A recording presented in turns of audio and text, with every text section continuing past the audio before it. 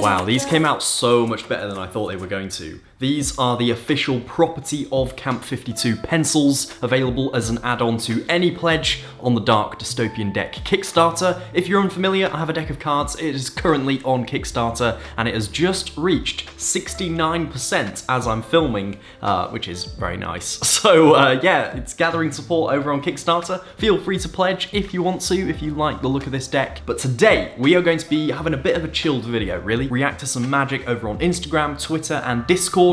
There's a link to the Discord down in the description if you do want to join and submit your own videos. But today, I thought we'd not just react to magic tricks, but also react to magical things. Magic in real life. Sometimes, as magicians, we can practice magic as much as we want, but then magical things happen in the real world, be it by coincidence or by design. There are some really magical things. So we're going to take a look at some of those and see what fools me, what doesn't, what I'm impressed by, and I'm going to be critical. I'm going to get more critical with these sort of things. I'm not just going to be amazed by everything. If there's something I don't like, I'm going to genuinely say, because I always think it's interesting to sort of give feedback on that, rather than just, you know, rounds of applause all around.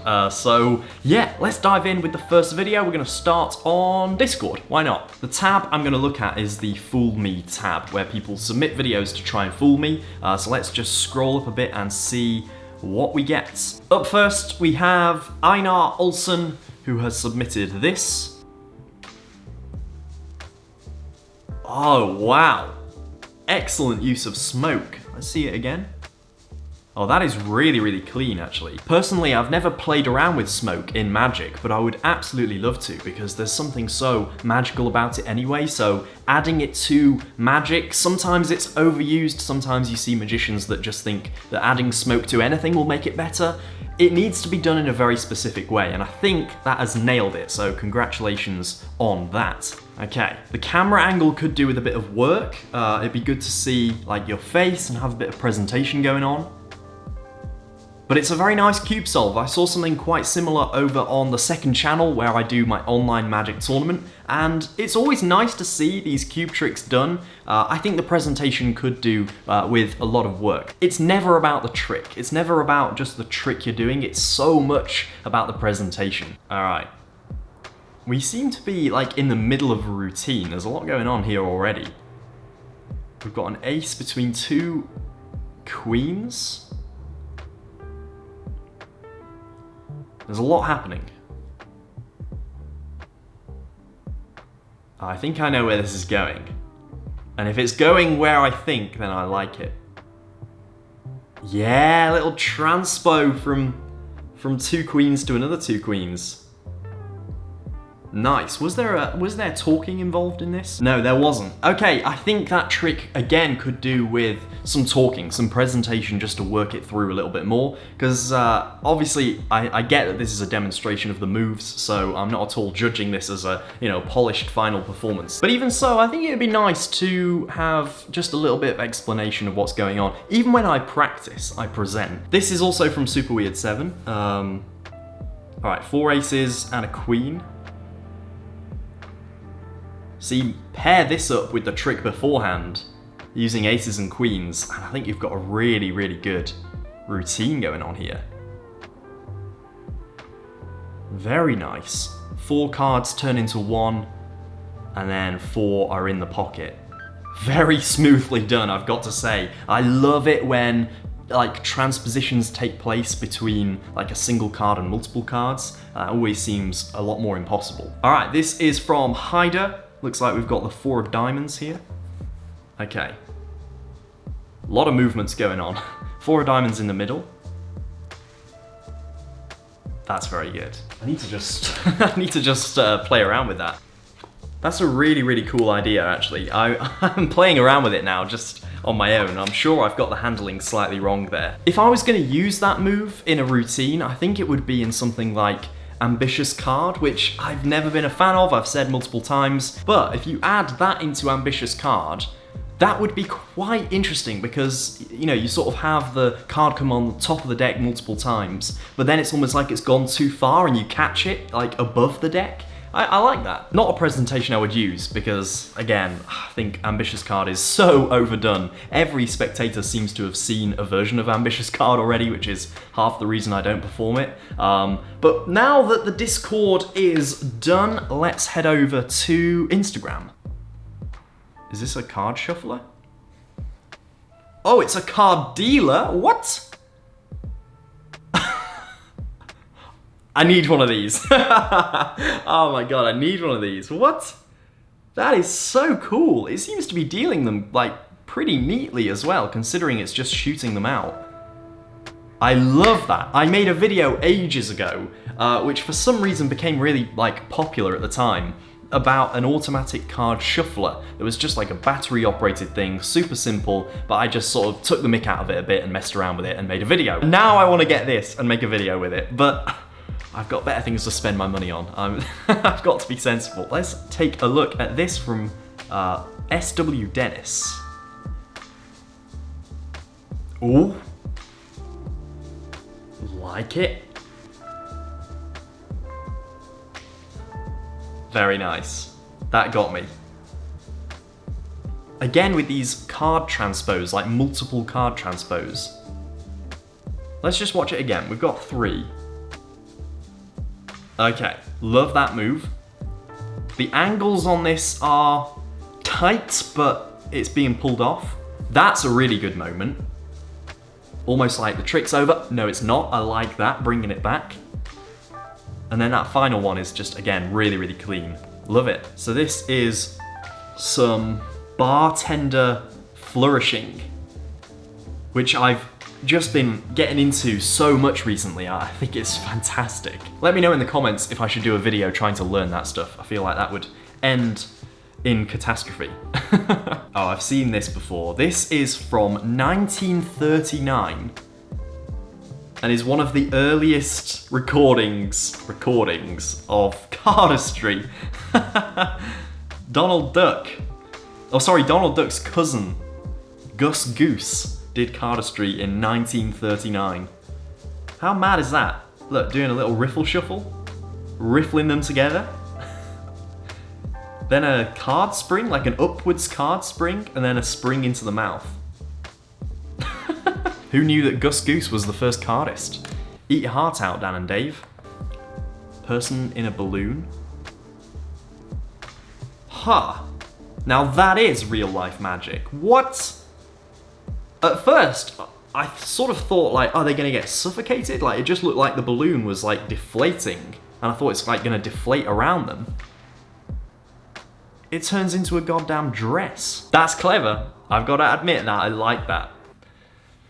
I mean, I'm not saying I'd wear it, but I like it as an idea. I mean, I know what's going on here, but it just gets me every time. You can't see it. I know exactly what I'm looking at, but I just can't see it until it's broken. Because it's like just an inward thing. I'm gonna really try and... Okay, you can just about see it. If you really think about the shape of it, you can just about ruin the illusion for yourself. But then every so often it just flips back. If I press the button, it just goes up. There are no strings or magnets. I have no idea how it works, but it just defies gravity. Yeah.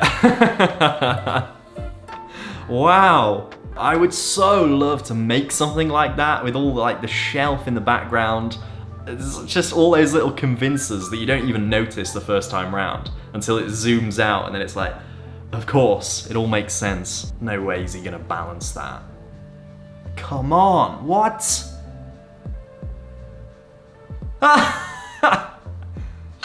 What? No way!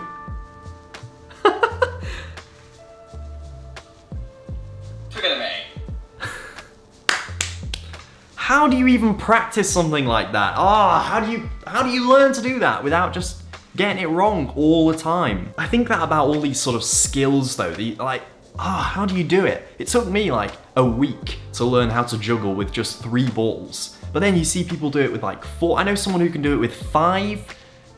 Skills like that, the patience required is magic in itself. I love it so much. I've seen this before. Oh, I so want to try and learn that. Just the casual, he's just like, not even looking, he's just flick the wrist. Hey, excuse me mate, can you tie my shoe? I can't tie my shoe. And he's just like, yep, sure. Boom. Okay, not sure what this is, but it seems to be from some sort of old TV show. Yeah, I don't know. Whichever way you look at that, your brain will tell you that the long end is nearer to you. Now, it is nearer to you now, but now I'll put it back near my body. Now it's nearer to me, but it still looks as if it's nearer you, doesn't it?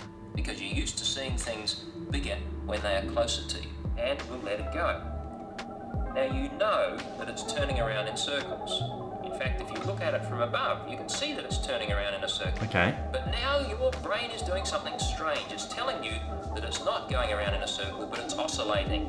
In other words, it's turning part way, stopping, and then going back the other way. Yeah. Now that's a strange effect, isn't it? But if you think that's strange, Wow. wait till I add something through the middle. What am I going to add? Well, I'm going to add a ballpoint pen. And to do that, I've placed a little piece of double-sided sticky tape on the ballpoint pen. You can use ordinary sticky tape if you like. I'll place it right through the center of the window and press it in place like that. Now this time, by fixing on the pen, you'll be able to see that the pen is going around in a circle and not going backwards and forwards. But what's your brain going to tell you about the window? Will your brain allow you to see the window going around in a circle with the pen? Or are you going to see something really... Oh, come on, no. It's unbelievable, isn't it? You can see the pen going around in a circle. Oh, I hate this. Your brain is telling you that the window is... I hate it and I love it in equal measure. What? Going the other way. And yet in order to do that, the two things have to pass through one another, the pen and the window. You know They look like they are. it can't happen. And yet as you look at it, you see them going through one another every time they go around. Oh my An god. amazing illusion, the Ames window. It almost looks like they were spinning in opposite direction. Like one was going like this, one was going like... Oh, my brain. My brain hurts after that.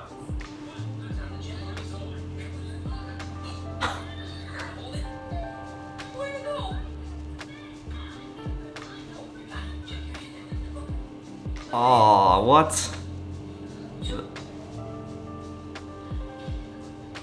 This guy is a great doctor. Oh my goodness.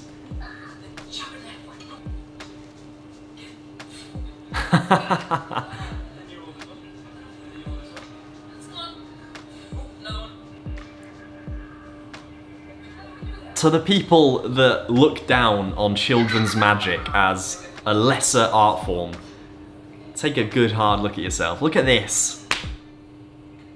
And to the people that think that magic is a lesser art form, look at this. This is showing why we are magicians. For this is magic right here. I love that so much. That's made my day. And I think that is the perfect place to leave it. So there we have some magic, just a chilled video, and if you do want to pick up the property of Camp 52 pencils, then these are only available on Kickstarter. Add them onto any pledge and grab yourself a dystopian deck and my brand new Kickstarter exclusive book, Dark Mode. Feel free to check that out. It's a book full of my favorite, most powerful, impactful effects. Card through glass is one of the tricks taught in there, and there's a ton more just like that. So if you enjoyed that video, then the book hopefully will be for you. So yeah, I think that's everything. Thanks for watching, and I will see you very, very soon.